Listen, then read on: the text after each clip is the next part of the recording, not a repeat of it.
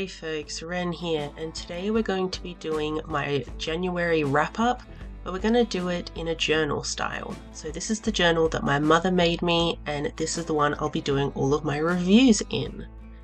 So in January, I read 11 books. Really kind of wish it was more, but January ended up being a lot busier than I expected. I did have some good reads though. I had 5 stars and 6 4 stars.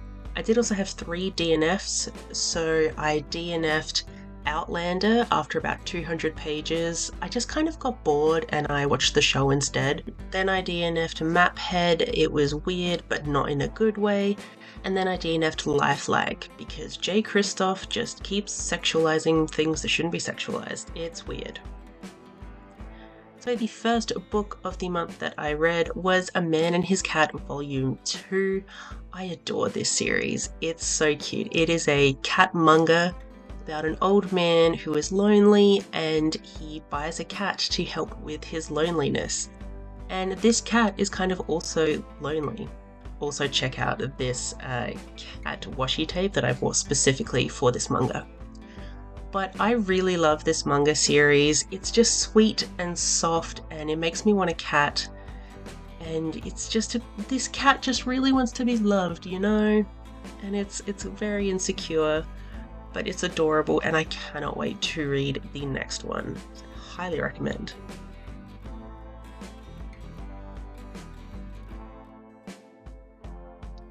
Then we have Monster Tamer Girls Volume 2. This is the final in this manga duology, actually, which it was surprising. So I really loved the first volume of this. It's just these teenage girls that sing to calm down monsters, and it's become like a profession type thing. It was really cute at first and I liked it. In this volume, it was clearly very rushed, trying to complete everything, and there was an epilogue type thing at the end which skipped a really long amount of time. So I didn't enjoy this one as much as I enjoyed the first volume, but it was a good enough ending to such a short story. I really do wish it had been longer because there's so many more stories to tell in this universe. Then this next book is one I've been wanting to read for ages but kept putting it off because I was scared. I'm so glad I finally read it, and that is The Hate You Give by Angie Thomas. This is such a powerful book and it needs to be taught in high schools because the messages that it talks about are so important. So it's very much about the Black Lives Matter movement and police brutality towards the Black community and the utter injustice that the Black community has to face from not just the police but from the world at large.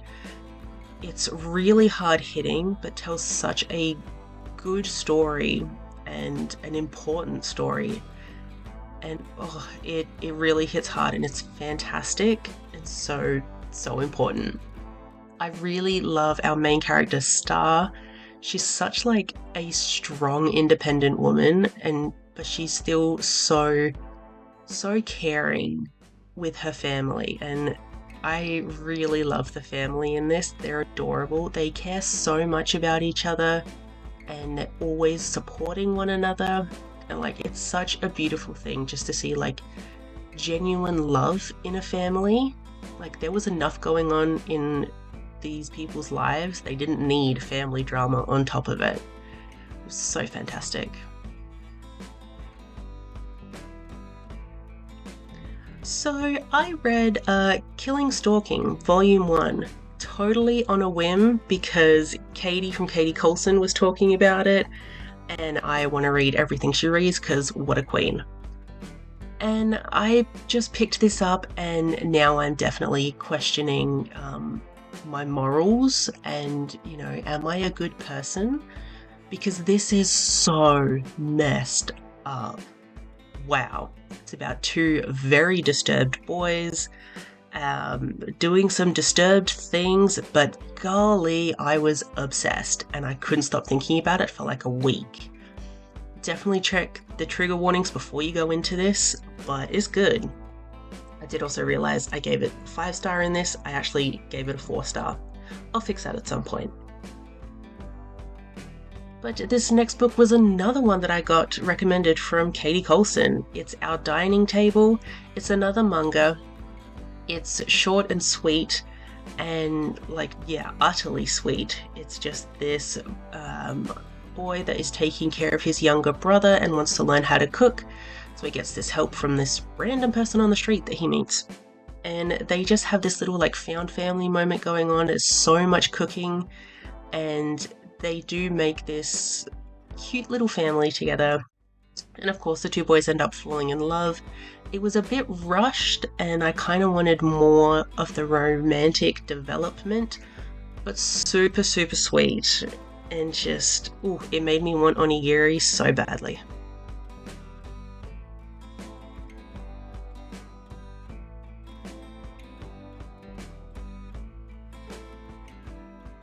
So we have a classic, kind of. So Lord of the Flies. I had such an interesting time reading this. It's wild and in a good way. I really enjoyed the brutality of it, and I think I keep describing this book as just a bunch of little psychopaths, because that's what these kids are. Even before things started getting weird, they were already primed to be psychopaths. I definitely wanted more survival stuff happening, because it's an island where a bunch of boys are stranded, and tell me how they're surviving, how they know how to survive. And I mean, they survive by getting really just brutal with each other, and that, it's kind of what you expect from a bunch of preteen boys. It's definitely messed up. I did thoroughly enjoy it though. I would love to read an essay about this. I feel I need someone to explain some of the literature things to me. But I did really enjoy how messed up this was. And Simon's death, oh my gosh. So next we have a mystery book, which I don't often read, and that is the Thursday Murder Club. I kind of had a hard time reading this. The first half I was really bored with, and I don't know why. I couldn't get into it, and I actually considered DNFing it. But I am really glad that I stuck with this because it was fun. Towards the end, it did get fun once I could kind of figure out some of the characters, and I think that was one of the problems. There were so many characters that I was getting really confused. But it was full of just old people shenanigans, and just these old people are very clearly using their age to manipulate some people to get away with things, and it's hilarious. But the mystery aspect of it, I didn't really care for. It was all a bit convoluted, and there were just so many red herrings that I was just annoyed after a while. And the big reveal, I definitely did not see coming, and I don't know how I feel about it, honestly. So it's just a 4-star.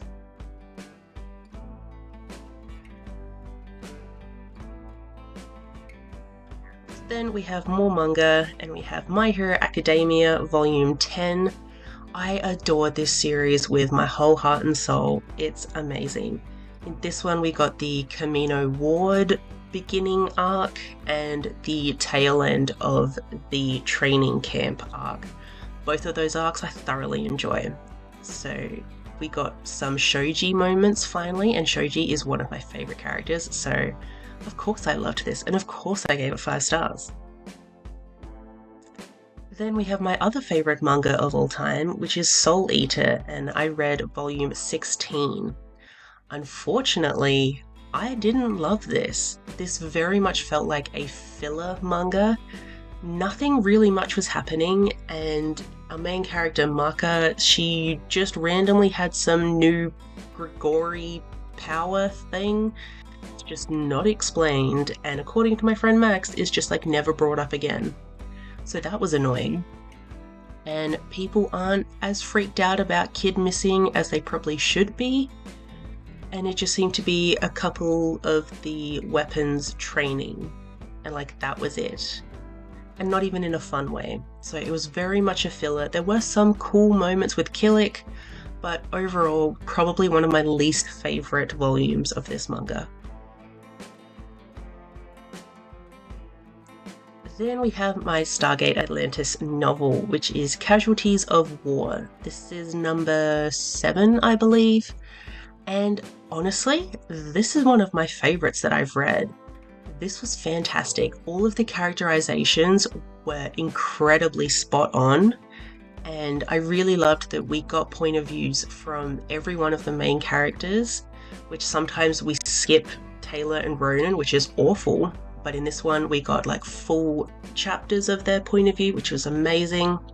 And I really liked the story of these two cultures on this world going to war with each other because there are some raiders that have been stealing things from their planet, but they just didn't know there were raiders. They thought it was just the other community.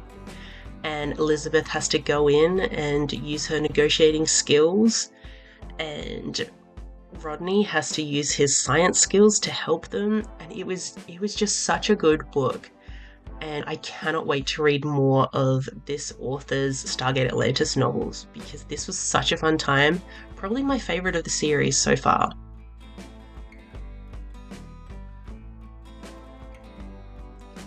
Then we have House of Hollow, the final book I read in January, and I honestly can't believe I almost didn't read this.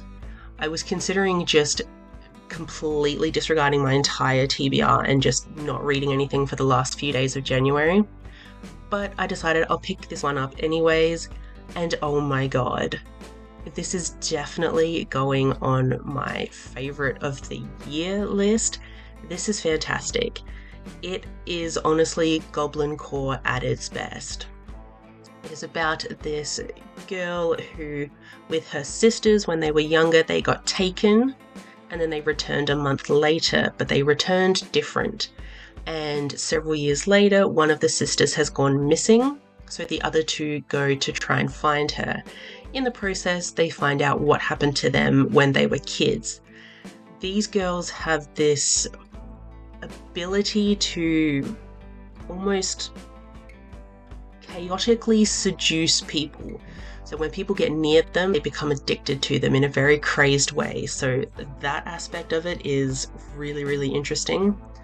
And this is just filled with rotting leaves and, like slimy toadstools vibes. It's gross in some parts, but in a really beautiful way. And the writing is fantastic. I am very much obsessed with this book, and I highly recommend everyone go and read it. It's also queer, and no one told me that. Our main character is bisexual, and her sister is a lesbian, and that's very much prominent throughout the book. How did no one tell me it was queer? This is amazing. I'm obsessed. I have labelled this as my favourite of the month because I can't stop thinking about it. And I also love that I got to just decorate a page filled with flowers. So that is my January wrap-up.